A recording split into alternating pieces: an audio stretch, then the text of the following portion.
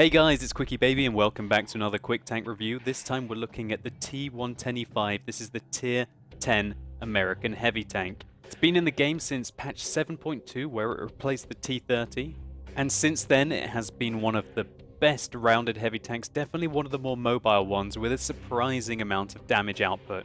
If you're looking for a highly mobile, fairly well armoured heavy tank with surprising damage output, at least compared to the average, then look no further than the T110E5. I'm going to let you know everything that you need to know about the tank, and if you have no interest in this, I'll let you know exactly how to take them out effectively on the battlefield. Now, the T110E5 certainly doesn't have the most hit points of any of the Tier 10 heavy tanks. It has 2,200 hit points. This is, as an example, 300 less than the very comparable FE215B, the Tier 10 British heavy tank, and again 300 less to the quite comparable IS-4, the Tier 10 Soviet heavy tank.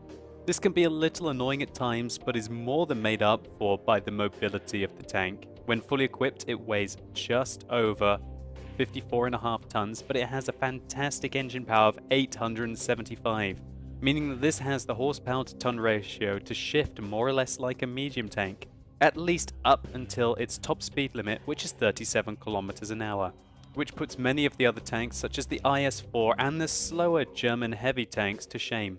Now, the armor on this tank is very much focused to frontal combat with 254mm at the front, 76 at the side and 38 at the rear, with 203 on the front turret, 76 on the side turret and 38 on the rear turret.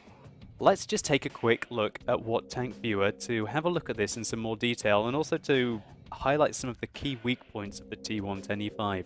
So here we have the T110E5, here we have a key of its armor, and we can clearly immediately see that that 254mm of armor is only in a very small part of the tank, and that is that mid-ridge, that beak of the tank, so to say.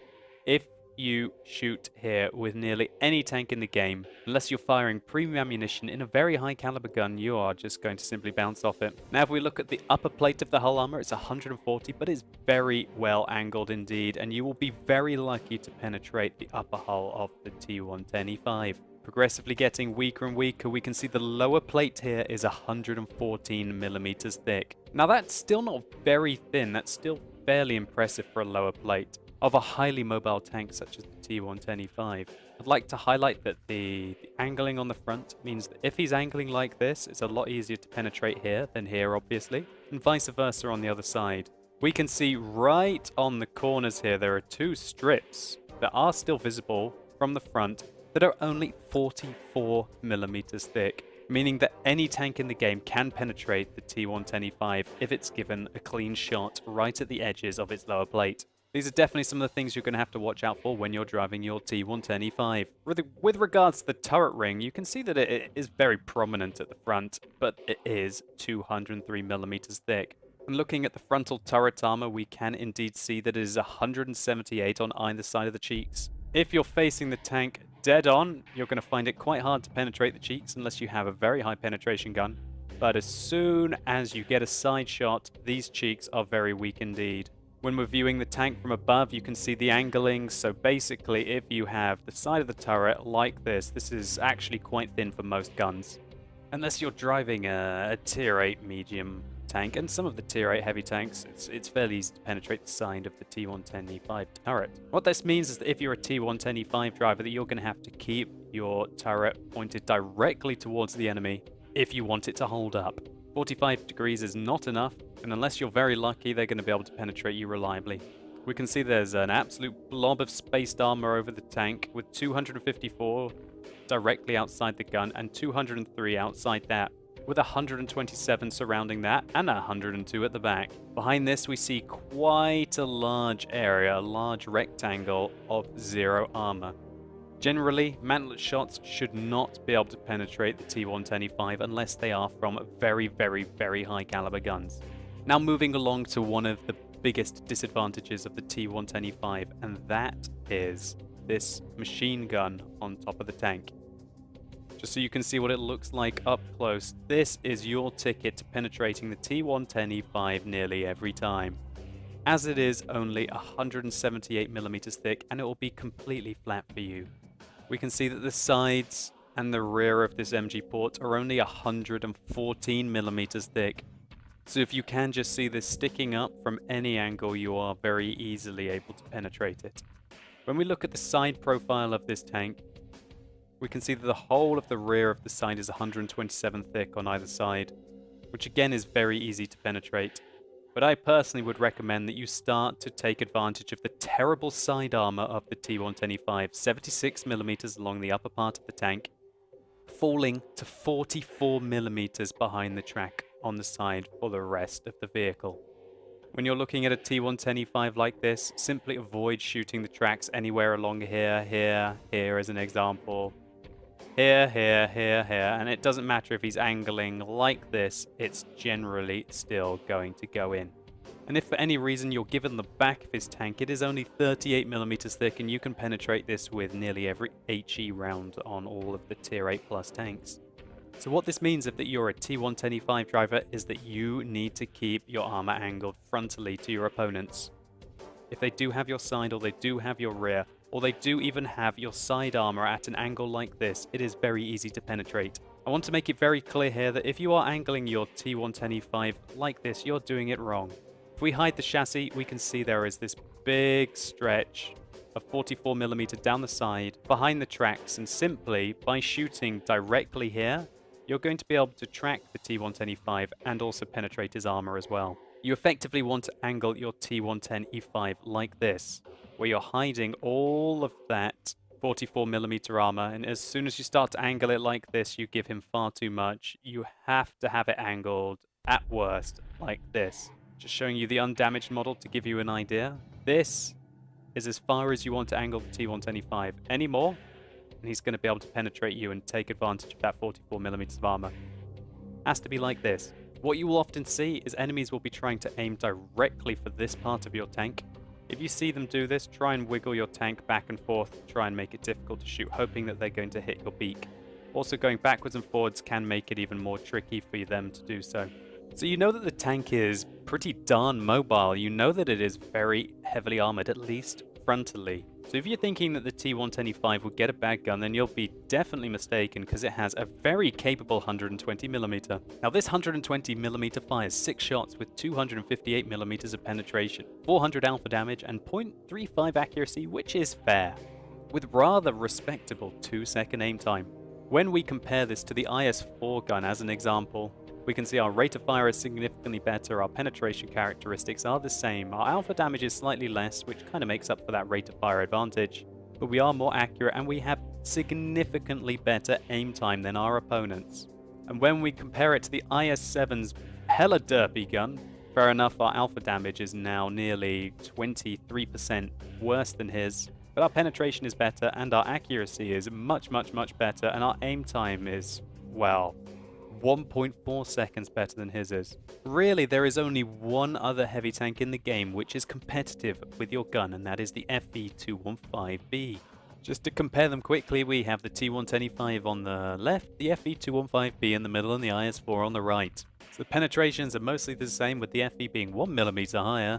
The rate of fire on the FE is significantly better. It's 6.9 rounds a minute for the same alpha damage of 400. And the accuracy is better on the FB, and the aim time is significantly better as well. Although the T110E5 does have an extra degree of gun depression, and 8 degrees of gun depression does give the T110E5 the flexibility to use its gun in many situations that most of the other tier 10 heavy tanks couldn't perform in.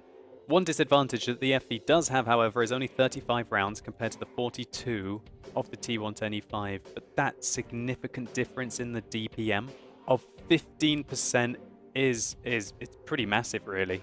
And it's kind of taken the T110E5 to an extreme with regards to gun performance. However, that definitely doesn't mean that the 120mm mounted on the E5 can still not perform very admirably.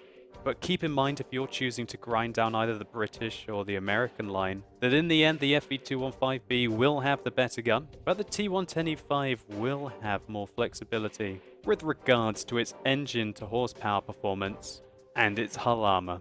Not to mention that the ground resistance ratios are pretty poor on the FE215B. So just to talk about how you can use your 120mm to dominate your opponents. Let's, for example, think that you're shooting at an IS-7, and here's the IS-7's 130mm gun. Now, for argument's sake, let's say that you both penetrate each other with your first shell. So he's 90 damage on top of you so far. You've rolled for on average 400 and he's rolled for on average 490. What you need to do now is harass him to make sure that you penetrate your second shell, because your rate of fire is so much better than his.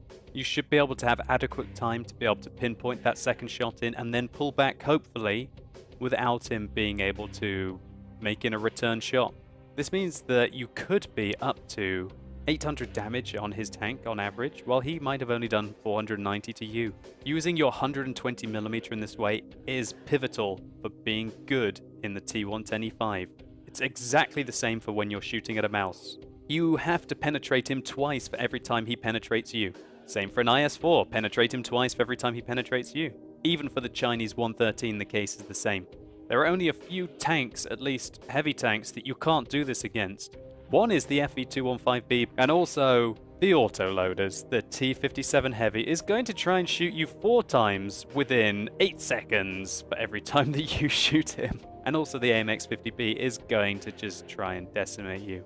But I digress, I'm going into sort of corner fighting mechanics here.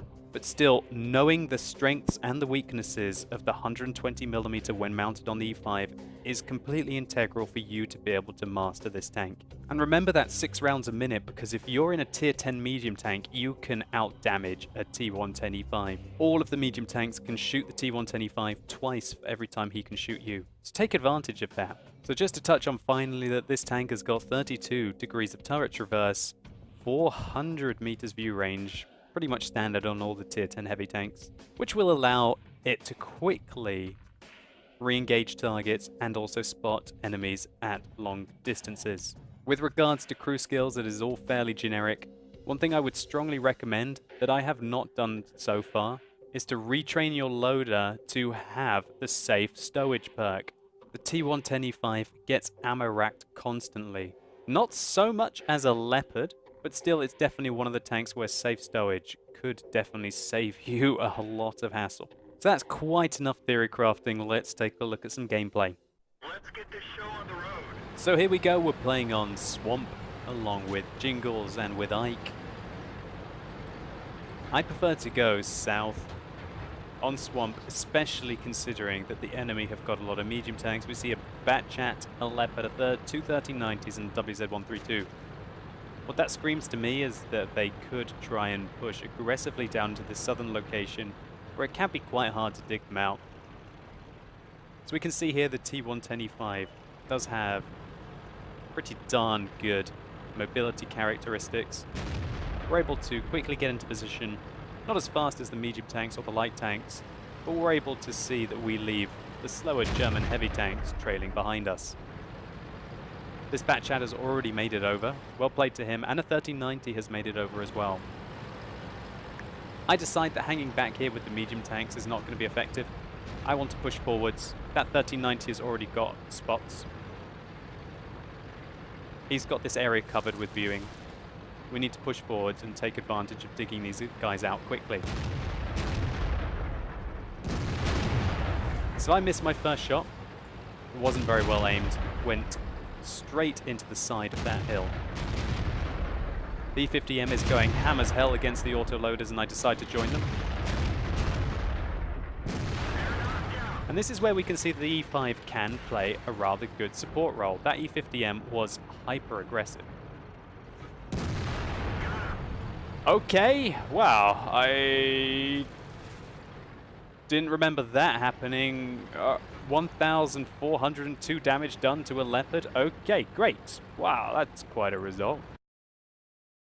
I'm kind of a bit baffled by that. I had no idea I was going to ammo rack that Leopard. But okay, we've taken out 2 of the tier 10 medium tanks. I was more focused on the fact that this E50M literally did go ham as hell against those guys. And due to a bit of lucky RNG there, we managed to change the situation around very quickly indeed. But the point that I really wanted to make is that the T110E5 has the mobility to keep up and support medium tanks. Now we're gunning for this M103. We can hit him right in the turret. I decide to keep progressing the fight here. And we're moving along. What I want to do right now is support Ike. We can see Ike and Jingles are locked down on the western flank. Hanging back there really isn't going to achieve anything. That Yak Tiger can sit there all day long, and I can't push over the bridge while the Yak Tiger is there. We're instead going to take a shot at the WZ. Troll, tier 8, light tank armor, that's for sure. It doesn't do him any good though, because he gets set on fire and burns to death. And is counter-scouted by the WZ-132. Now, I remember making a bit of a mistake here. I go forwards, and what should I have been thinking right now? Alright, the Jaegeru has not been spotted. In fact, it's very, very, very likely that it's going to be sitting up there, and thank God that he didn't spot me. But Shazam, we put one right into his lower plate. We set him on fire, and his reactions were not quite quick enough there. He continued to burn for 330 damage after our initial alpha hit. There's nothing quite like spotting an E100 Jagdpanzer that makes you want to stop flanking aggressively and trying to help out your friends. I really wanted to push around that corner and help out Ike and Jingles by putting pressure on all of those guys that are in front of them. But when you see a Jagdpanzer E100 there, you can't flank. With only 2,200 hit points, well, only 2,200 hit points, the guy's gonna 2-hit me like just about 4 out of 10 times. Or at least cripple me so much that it makes me an easy target. There's a bit of a destruction derby going on here. I don't want to be involved in it and block anyone, so I'm gonna take a bit of a longer route round. Now we can see what we can do with this 8 degrees of gun depression over these ridge lines. Unfortunately, the E100 bags Ike. I hear an artillery shell there. It makes me very, very cautious about getting shot at by the M5355. I'm just looking for ridge lines that I can use to put pressure up on the opponents. I can see this Jaegeru here. We aim at his lower plate. That one didn't go through. He had it angled downwards, which means that it's quite hard to penetrate when he's got it angled downwards. But we go for a second try. That time it flew true. 358 damage is a bit of a low roll, but it's something you're going to have to get used to when you start using these 120 millimeters. Some people prefer having the higher alpha damage guns of the 113, of the IS-4, of the IS-7. They prefer to be able to hit for harder before the enemy's either going to stealth or pull back. And there is a good argument in that. However, also, you probably wouldn't have the aim time or the accuracy to be able to pull those shots off as quickly as a T110E5. So we're just using this ridge line to try and find positions to put pressure on the enemy without getting engaged ourselves. This game is rather close indeed. I push over to try and get a shot on the Waffenträger auf Panzerwehr. Unable to get him. I'm still worried about that Jaegeru. But being located further over here towards this corner, I feel like the artillery are going to hit me less, and hopefully the Jaegeru won't be able to get me. I still want to keep pressure up. Jingles is having a pretty hard time up on that northwest area. I see a tree fall, decide to take a clutch shot. He fires a return shot at me, it bounces. Both of those shots bounce. Ah, frustrating. We're unable to take the Jagdtiger out. So we got penetrated there and we lost our gunner. Just to show you where our gunner sits, let's take a quick look. He sat right there, just on the cheeks. A bit unfortunate, really, for that shot to go in, but it did so, and it took the gunner down with him. Nothing quite like a Jagdtiger gun, so to say, that 128mm on the Waffenträger auf Panzerwehr to take out crew members effectively. Now we can see this mouse has managed to get himself into a tricky situation. Luckily we didn't tunnel vision and we see there was an ST1 below us, and I want to put some pressure up right now. So I'm going to put shots into that ST1 and really rely on my upper hull armor here. Look how well armor is doing us. Upper plate bounces, turret bounces, left, right, center. We can use that 8 degrees of gun depression to keep our armor angling upwards. So I'm constantly switching between the ridges here because I'm literally so afraid of this artillery. If the artillery hits me anywhere in the side or the rear, it's going to basically wreck me, and it really would harm our chances to win this game, considering how singled out that Jingles would be. I need to take my time here and not get shot by an E100 Jagdpanzer or an artillery. Jingles is doing okay. He's in his E100, so he's still got quite a lot of health left. Doesn't mean that I don't want to help him out. I see that the Jaegeru has just fired. I put one into the back of the ST1. Now the ST1 is facing me. You don't penetrate an ST1 at the front very reliably using your standard rounds. Considering the situation we're in with being a tank down, and the fact that Jingles is in a tricky situation, you see me here electing to load a heat round. Now the heat rounds on the T110E4 have got 340mm of penetration. This means that if the ST1 had been pointing the front of his turret to us, that we would have been able to penetrate him. You can see the mouse is able to track us. It's likely that he shot us. Oh, he shot us right up there, taking our axle off. Well, taking our tracks off and also hitting us pretty brutally. I actually apologize in the chat at this point. I say I'm sorry I fired a heat round at you, Mr. ST1 sad face. It's felt like this situation was pretty close. Jingles was under a lot of pressure, and we've just seen that the Waffenträger is starting to put some heat up on him. We've lost our friends who are located towards the east. What this means now is that Jaegeru could be doing anything, and Jingles just continues to take hits. I'm firing more dirty heat rounds at the side of this mouse. That means that we can put holes into him all day long. And this is one of the worst things about playing a mouse. Is that towards the end of the game, I just spotted the Jaegeru behind me. I was waiting for that. Could tell I predicted that one pretty well. Luckily we didn't tunnel vision, and we are getting out of there. I have to leave Jingles. I'm telling him, Jingles, there's a Jaegeru there. I'm really sorry. He shouldn't be cresting the ridge too much. My idea is to go around the back and reflank the Jaegeru, so to say. And Jingles here does something pretty damn amazing. Let's just pause this. I'll go into some free camera and we can see what Mr. Jingles does here. Alright, so just to say what the situation is, there's a Jaegeru there. The Jaegeru is quite obviously a decent player. He's picked up 5 kills. He's got some pretty sweet efficiency. And there is a Waffenträger and Jingles, who I have no idea how he's remained alive this long, but he has had a pretty darn good game. Now Jingles is about to do something to basically secure the game. So we can see Mr. Jingles is aiming. He fires. The Waffenträger fires. Mutually assured destruction. That was quite a high roll for Jingles, I believe, there. It was a really good result. What he basically did is just put me back into this game. If it had been me versus a very competent Jaegeru and a Waffenträger, the possibilities are very much more complicated. What could have happened is the Waffenträger could have gone round after my artillery and then capped, and the Jaegeru could have just out-camped me. But thankfully, Jingles didn't do that. He took him out. And I bounced a shot from the Jaegeru there. What right into my turret, was unable to penetrate me. And then right now, I have the reload time to put a heat round right through his cheeks.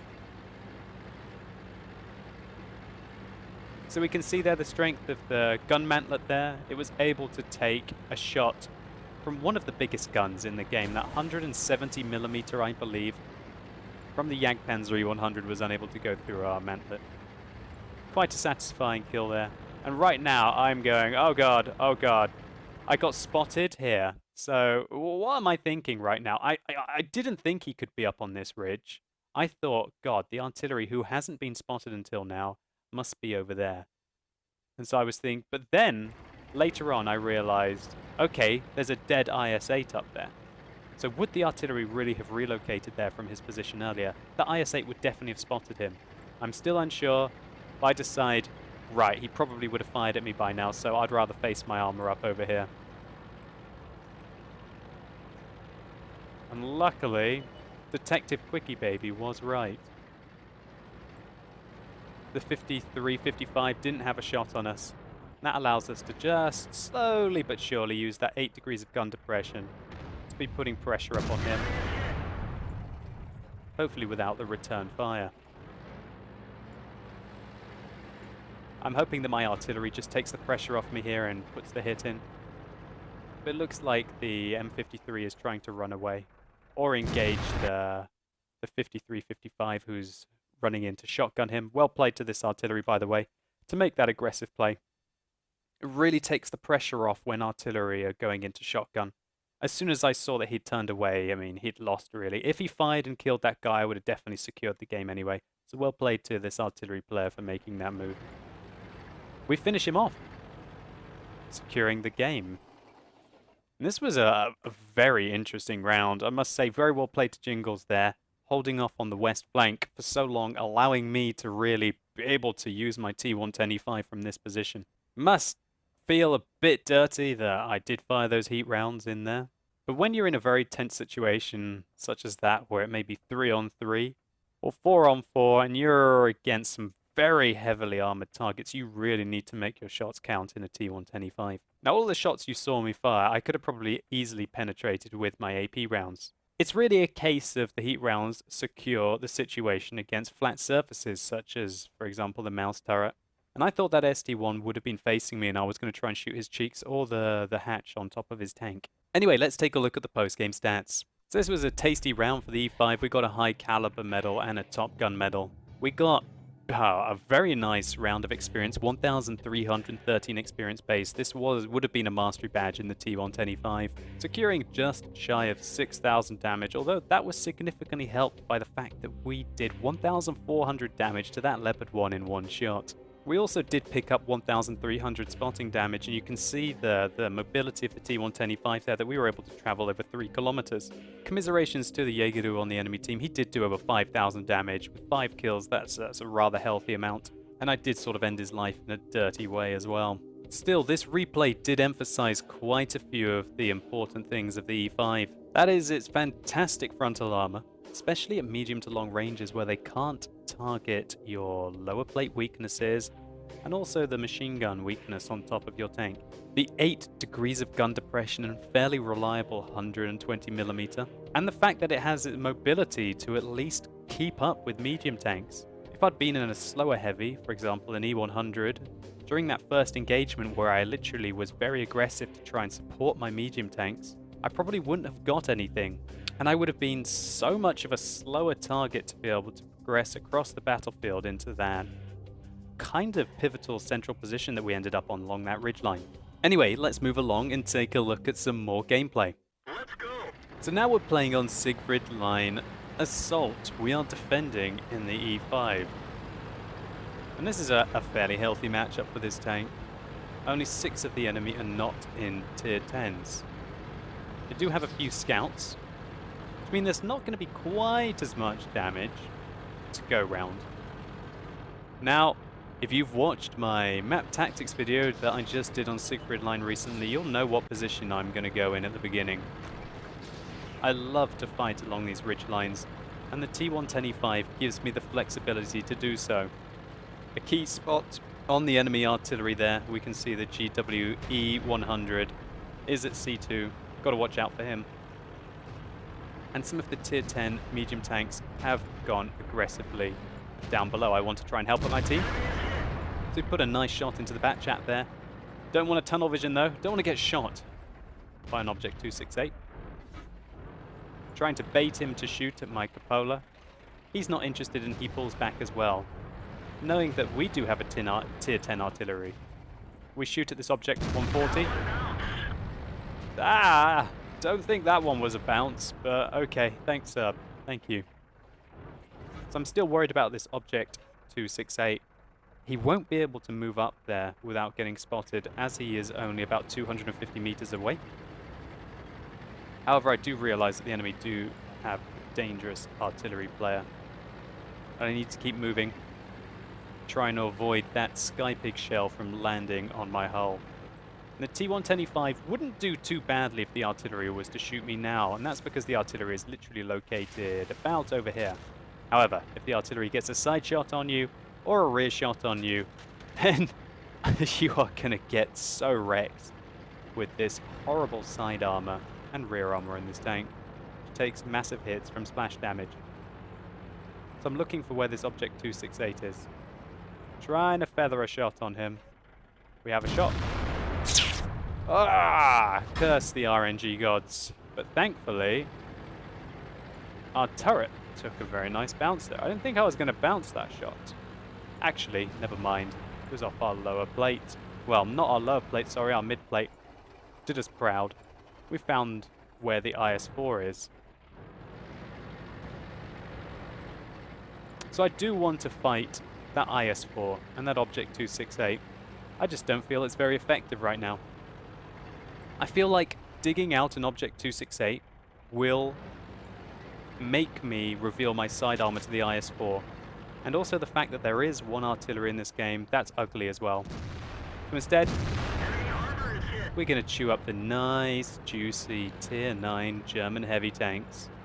Side shots in an E75, yes please. Let's try and put this fantastic DPM in the E5 to use. I'm constantly looking around to make sure I'm not exposing myself too much. We can see, oh, that's too much angle. Nope, not today, E75. I reverse away. I do realize that I gave him a bit of my side armor, but I thought it was more important to try and get down the ridge line. I think that was a slight misplay. I would have done better just to face my armor towards him. We're unable to get a real clean shot into him there, but we do have a nice angle there. And we're able to put in our third successive shot into the E75, having taken no damage. And really, you don't want to be messing around with a T110E5. Playing an E75 at these kind of ranges, especially if you're not going to side scrape perfectly. You have to side scrape perfectly against an E5. Now, luckily for us, this IS-4 has moved into position to try and help his Object 268 out with the marauding E4. And well played to the Object 268. He dug in well there, and he used the cover fire that he got from the tanks to be able to deal with it, so to say.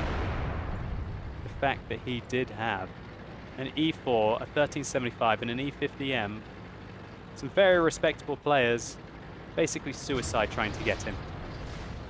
So, I was thinking IS-4 could be poking up along that ridge line, do not want. Hull down IS-4 versus an E5, the IS-4 will win like nearly every time. You can't penetrate his turret very often, whereas he can penetrate your MG port over and over and over again. Luckily for us, we get another nice bounce. Look at this, the enemies are being very considerate in shooting our 254mm of hull armor.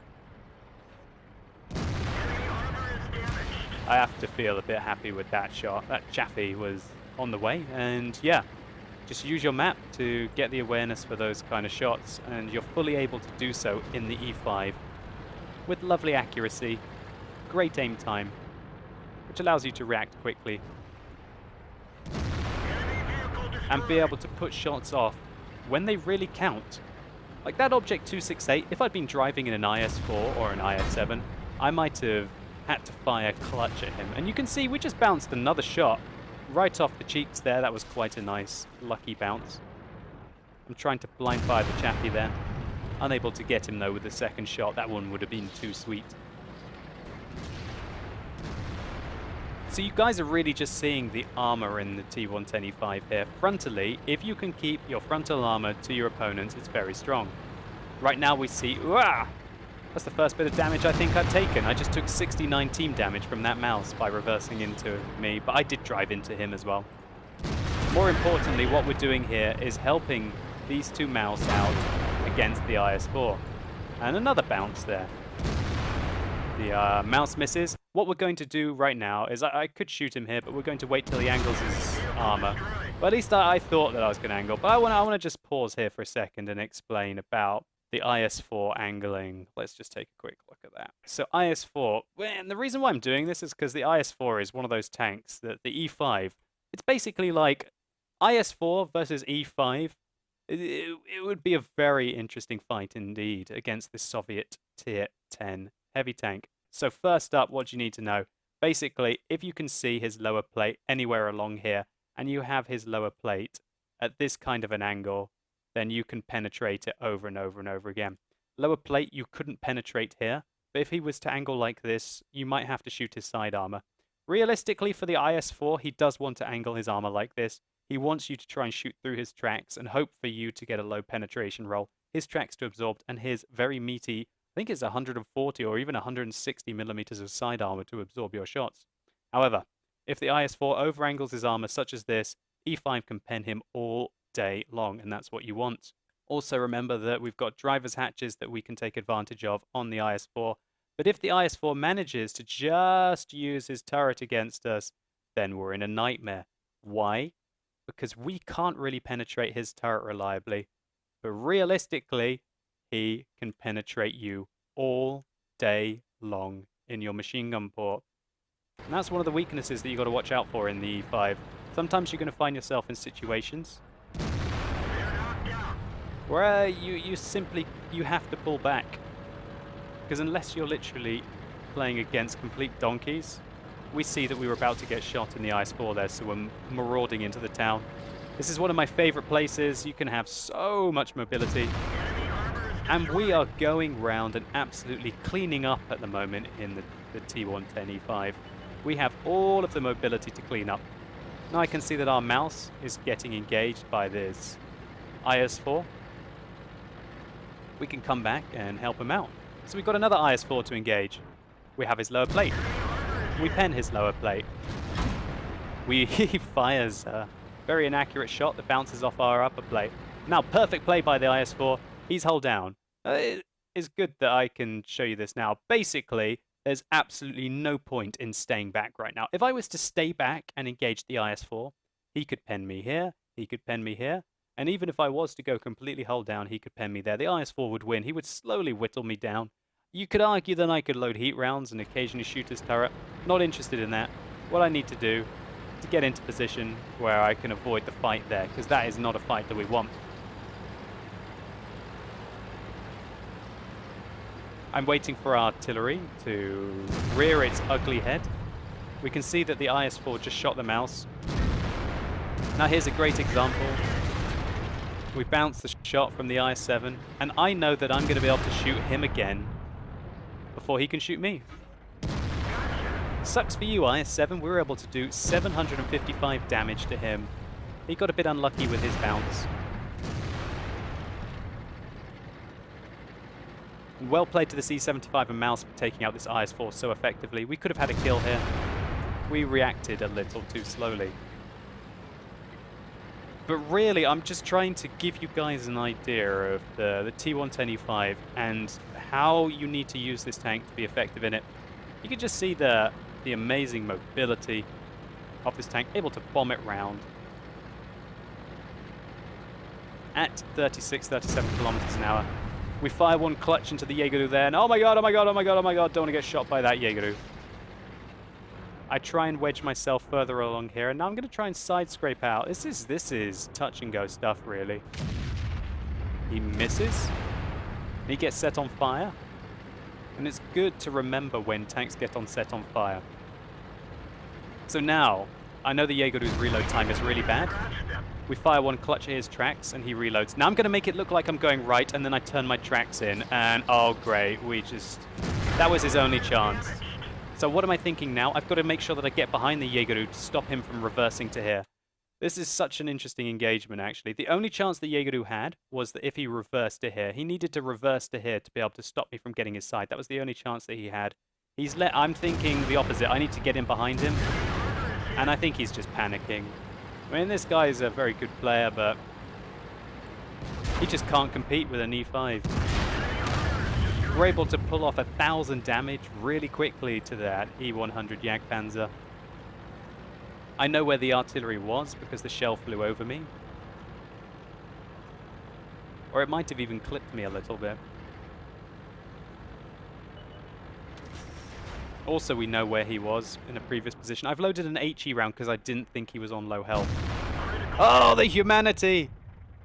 right into the spaced armor of the E100, sorry, the GW E100. Not a good shot, but we've loaded AP this time. Justice! We put in a nice shot there into the enemy artillery, securing our 8th kill in the game.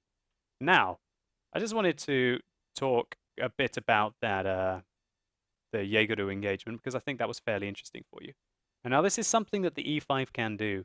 As the E5 is more like a medium tank than a heavy tank, we were able to basically juke the Jaegeru. What we did is we made it look to him like we were going to the right. Now, what a good tank destroyer player will do is he'll start to turn his tank in the direction that he thinks you're going to flank him to give himself the optimal opportunity to shoot you for as long as he possibly can. However, what we did using our fantastic track traverse is at the last minute, turn in.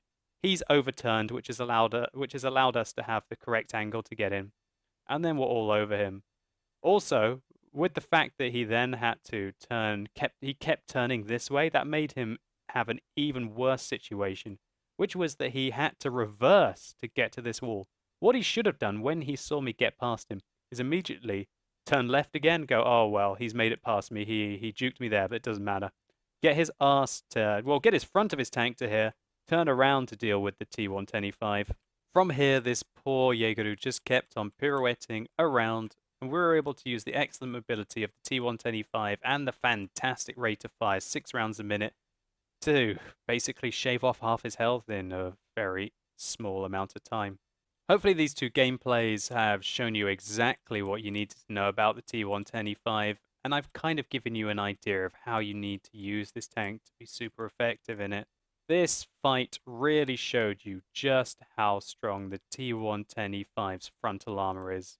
We didn't take one, well, the only damage that we took was us ramming into that mouse, and I believe maybe a tiny bit of splash damage from the artillery, or us just grinding into that Jaegeru while we were taking him down.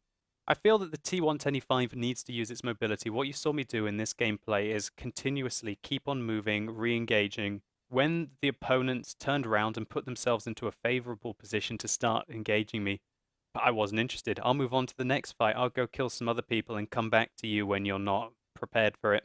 And even when the enemies caught us ill-prepared, our armor held up, and then we were able to use our gun with its very low aim time to quickly react to the situation and take them out with rapid precision.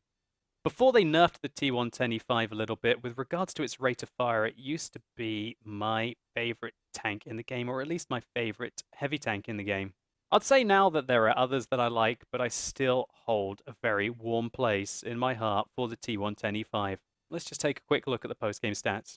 So we managed to pick up a Radley Walters medal there for securing that last kill on the artillery, and we did over 6,000 damage. We received 6 hits in that battle, of which none penetrated, and 1 was a splash damage. I did miss a few of the 29 shots, but of the 24 that we hit, 22 penetrated, giving us a very healthy 6,000 total damage. Again, we traveled 2,780 meters that game, really putting to use the mobility of the T110E5, which is more of a heavy medium tank.